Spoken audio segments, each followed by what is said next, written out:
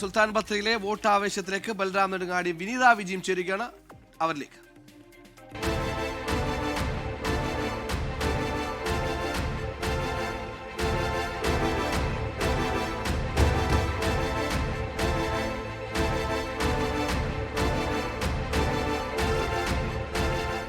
പരമ്പരാഗതമായി ഒരു UDF-ന് അനുകൂലമായ ഒരു മണ്ഡലം കൂടിയാണ് സുൽത്താൻ ബത്തേരി എങ്കിൽ പോലും ഇത്തവണ കടുത്ത മത്സരം ഈ ഒരു മണ്ഡലത്തിലും നടക്കുന്നുണ്ട് എന്നുള്ളത് തന്നെയാണ് ഇവിടുത്തെ മത്സര ചിത്രം വ്യക്തമാക്കുന്നത്. ഞാനിപ്പോൾ ഉള്ളത് സുൽത്താൻ ബത്തേരി ബസ് സ്റ്റാൻഡിലാണ്. അതുകൊണ്ട് തന്നെ പല ഭാഗങ്ങളിൽ നിന്നുള്ള ആളുകൾ ഇവിടെ എത്തിച്ചേർന്നിട്ടുണ്ട്. അവരുടെ ഒരു പൊതുവായ പ്രതികരണം തന്നെ ഈ മേഖലയിൽ നിന്നും നമുക്ക് ലഭ്യമാകും. ചേട്ടാ, എന്താ ഒരു സാഹചര്യം? അല്ല, ശിവരാഷ്ട്രനെ ജയിക്കുക, മാറ്റം ഉണ്ടാകില്ല. എങ്ങനെ തവണത്തെ ഒരു സാഹചര്യം ഈ മണ്ഡലത്തില്? UDF ജയിക്കും. ഇതൊരു UDF അനുകൂല മണ്ഡലമാണ്. അതെ, ഇത്തവണ IC ബാലകൃഷ്ണൻ തന്നെ ജയിക്കും. ചില പ്രശ്നങ്ങളൊക്കെ ഉണ്ടായിരുന്നു. പ്രശ്നമില്ല, തെരഞ്ഞെടുപ്പിനെ ബാധിക്കില്ല. ഇല്ല. ഇപ്പോഴത്തെ സ്ഥാനാർത്ഥി UDF സ്ഥാനാർത്ഥി IC ബാലകൃഷ്ണൻ, അദ്ദേഹം കഴിഞ്ഞ 3 തവണ തുടർച്ചയായി ജയിച്ച ശേഷമാണ് ഇത്തവണ മത്സരത്തിനായി ഇറങ്ങുന്നത്. എന്നാൽ ചില വിവാദങ്ങൾ, സംഘടനാപരമായ ചില പ്രശ്നങ്ങളും ഇത്തവണ ചർച്ചയായിരുന്നു.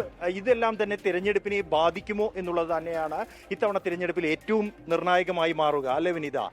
തീർച്ചയായും അങ്ങനെ തന്നെയാണ്. അടുത്തിടെ ഉണ്ടായ വിവാദങ്ങളടക്കം മണ്ഡലത്തിൽ ചർച്ചയാവുന്നുണ്ട്. അതിന് ഒരു മറുപടി എന്ന തരത്തിൽ മറുവശത്ത് പത്രത്തിലേക്കുള്ള ആരോപണങ്ങൾ ഇരു മുന്നണികളും മുന്നോട്ട് വയ്ക്കുന്നുണ്ട്. ഏറ്റവും പ്രധാനമെന്ന് പറയുന്നത് മുൻ DCC ട്രഷറർ NM വിജയന്റെ ആത്മഹത്യയുമായി ബന്ധപ്പെട്ട് ഉയർന്നു വന്നിട്ടുള്ള ആരോപണങ്ങൾ തന്നെയാണ് UDF-നെതിരെ പ്രധാനമായും LDF ഉപയോഗിക്കുന്നത്. പക്ഷേ ഇതിന് ഒരു മറുപടി എന്ന തരത്തിൽ ചില സാമ്പത്തിക ക്രമക്കേടുകൾ, അത് ബ്രഹ്മഗിരി സൊസൈറ്റി നിക്ഷേപ തട്ടിപ്പ് ഉൾപ്പെടെയുള്ള വിഷയങ്ങൾ UDF-ഉം LDF-നെതിരെ മുന്നോട്ട് വയ്ക്കുന്നുണ്ട്. പക്ഷേ ഇടതുപക്ഷത്തെ സംബന്ധിച്ചിടത്തോളം മണ്ഡലത്തിൽ ഇതിനോടകം തന്നെ കൊണ്ടുവന്നിട്ടുള്ള വികസന കാര്യങ്ങൾ ഉൾപ്പെടെയാണ് ഈ പ്രചരണായുധമായി മുന്നോട്ട് വെച്ചിരിക്കുന്നത്. ഇലക്ഷനൊക്കെ ആയിട്ട് എന്താ അവസ്ഥ? ഒന്നുമില്ല. ആർക്കാ സാധ്യത ഇത്തവണ? സാധ്യത നിർവചിക്കാനാവില്ല. അത്ര കടുത്ത മത്സരമാണോ? കടുത്ത മനുഷ്യരല്ല, ആർക്കും ഇൻട്രസ്റ്റ്, ഈ രാഷ്ട്രീയത്തിൽ ഇൻട്രസ്റ്റ് കുറഞ്ഞു പോയ കാലഘട്ടം അത്. അതെന്ത് പറ്റി? അതെന്താണ്, ഓരോരുത്തരുടെ ഭരണം പ്രസംഗമൊന്നും ഭരണം വേറെയല്ലേ. ഈ ഭരണം മാറണമെന്നാണ്. ഭരണം അതിന് മാറിയാലും കണക്ക് തന്നെ. ഇനിയും വേറെ ഇവരില്ലാതെ പിന്നെ വേറെ ആൾ വന്നു കഴിഞ്ഞാലും അവരും ഇതൊക്കെ തന്നെയാണ് ചെയ്യാൻ പോകുന്നത്.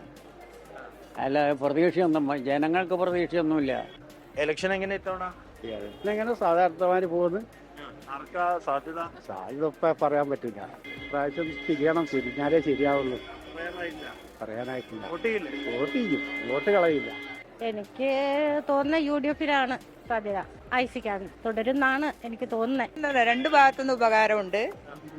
അപ്പൊ ആര് ജയിക്കുന്ന തോന്നുന്നത്? എനിക്ക് പറയാൻ പറ്റില്ല. ചേട്ടാ, ഇലക്ഷൻ എന്താ സാഹചര്യം? ഇലക്ഷൻ ഈ നിയമസഭ 80 സീറ്റ് UDF ഭരിക്കും. ബത്തേരിയിൽ പിന്നെ വിശ്വനാഥൻ ജയിക്കും. വിശ്വനാഥൻ LDF ജയിക്കും. കേരളത്തില് പിന്നെ ടൈറ്റ് മത്സരം വരും. പക്ഷെ 3-ാം വാരം പിന്നെ വരുള്ളൂ. അപ്പൊ എന്തുകൊണ്ട് ഇവിടെ IC ബാലകൃഷ്ണൻ ഇത്തവണ 4ാം തവണ തോൽക്കുമെന്നാണ്? തോൽക്കുന്നതിന് കാരണം എന്താ വെച്ചാല് പിന്നെ വിശ്വനാഥൻ കോൺഗ്രസ് ആണ്, അത് നിങ്ങൾക്ക് അറിയാലോ. അവിടെ വന്നപ്പോൾ തന്നെ പിന്നെ IC ബാലകൃഷ്ണൻ നല്ല നേതാവാണ്. ഞാൻ ഒരു കമ്മ്യൂണിസ്റ്റ് പാർട്ടിയാണ്, അത് നിഷ്പക്ഷമായി പറയാണ്. IC ബാലകൃഷ്ണൻ നല്ലൊരു നേതാവാണ്, ഓക്കെയാണ്. പക്ഷെ IC ബാലകൃഷ്ണൻ 3-4ാം തവണയാണ് ഇപ്പം മരിച്ചുകൊണ്ടിരിക്കുന്നത്. പക്ഷെ വീണ്ടും ഒരാൾ കയറാണ്ട് ഇവർ കോൺഗ്രസ് അവസരം കൊടുക്കുന്നില്ല. അതുകൊണ്ട് വിശ്വനാഥൻ വന്നുകൊണ്ട് IC ബാലകൃഷ്ണൻ പ്രശ്നം തൂക്കും. ഈ കോൺഗ്രസ് ജയിക്കണം എന്നാണ് ആഗ്രഹം. കോൺഗ്രസ് വരണം എന്നാണ്. കോൺഗ്രസ് വരും തന്നെ ആഗ്രഹിക്കുന്നു. അതന്നെ, കയ്യിന്റെ ആൾക്കാരനെ വരട്ടെ, കയ്യിന്റെ ആൾക്കാരനെ വരട്ടെ. നമുക്കതാണ് ഇഷ്ടം. കോൺഗ്രസ് നല്ലൊരു മുഖ്യമന്ത്രിനെ കിട്ടണം. കുഴപ്പമൊന്നുമില്ല. പക്ഷെ എല്ലാ വർഷവും അവർക്ക് തന്നെ കൊടുത്താൽ ശരിയാവില്ലല്ലോ, ഒരു പ്രാവശ്യം മാറണ്ടേ.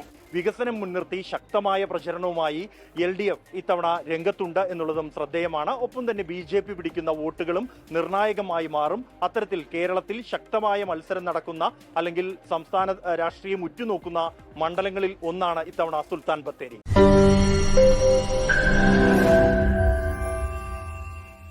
ലോകത്തെവിടെയായാലും ഏത് സമയത്തും 24 വാർത്തകളും ഓഗ്മെന്റഡ് റിയാലിറ്റി പാക്കേജുകളും എക്സ്പ്ലെയിനറുകളും വിശദമായി കാണാൻ ഞങ്ങളുടെ YouTube ചാനൽ നിങ്ങൾക്ക് സബ്സ്ക്രൈബ് ചെയ്യാം.